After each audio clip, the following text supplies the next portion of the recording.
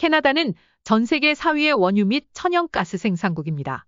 그런데 캐나다가 원유를 수입하고 있다는 사실을 아십니까?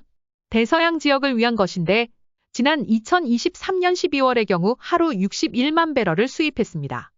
2023년에 캐나다 원유의 97%와 거의 모든 천연가스가 국경 남쪽 미국으로 보내졌습니다. 미국은 캐나다의 가장 큰 에너지 고객이라기보다 거의 유일한 고객이라 할 수 있습니다.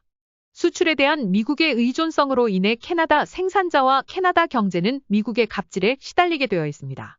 트럼프 미국 대통령이 캐나다서 오는 수입품에 25% 관세를 부과하겠다는 위협이 현실화되면서 캐나다 일부 정치인들은 에너지 무역 다각화를 요구하고 있습니다.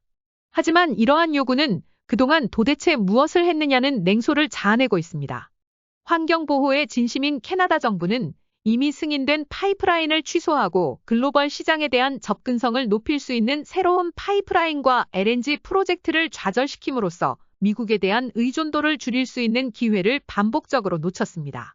현 TC 에너지의 전신인 트랜스캐나다가 알버타와 사스케처원주에서 대서양 지역 정유소와 수출 터미널까지 석유를 수송하기 위해 제안한 파이프라인인 에너지 이스가 그 좋은 예입니다. 이 파이프라인이 가동되었다면 대서양 지역의 수입 석유 의존도를 줄이고 캐나다 석유의 유럽 수출 시장을 열었을 것입니다.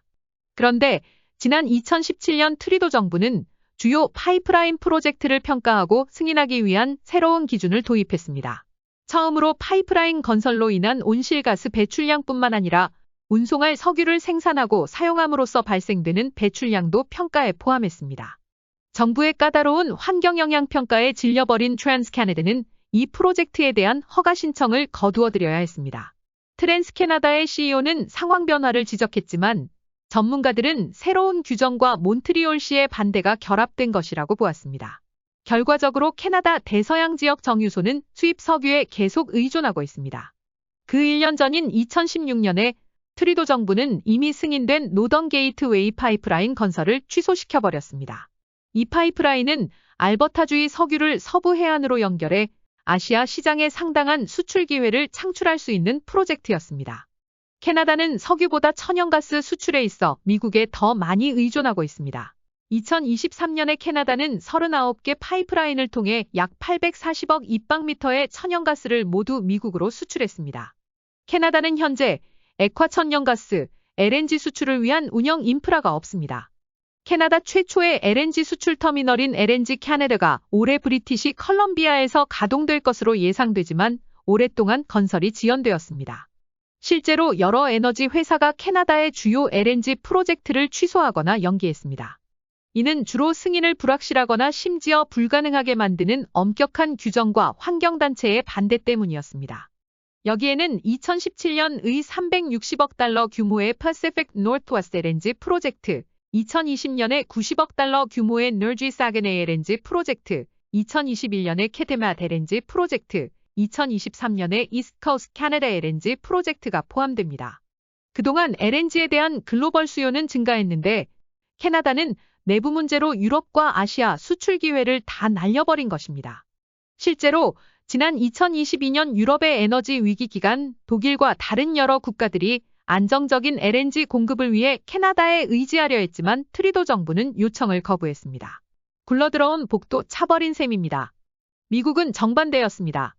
2011년 이래로 캐나다에서 18개의 LNG 수출 시설이 제한되었고 LNG 캐나다 페이즈 1만이 발표된 지 12년이 넘은 지금 미국은 LNG 인프라 구축을 마무리해가고 있습니다.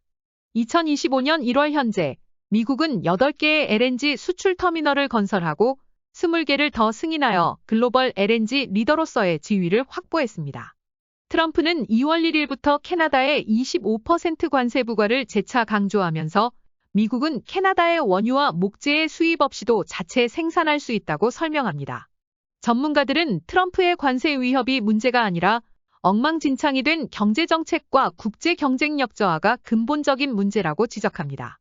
다른 분야도 마찬가지이지만 에너지 미래를 확보하기 위해 캐나다는 오랫동안 진전을 방해해온 규제 장벽을 해결하고 에너지 자원을 글로벌 시장에 연결하는 인프라 구축을 우선시해야 한다는 것입니다.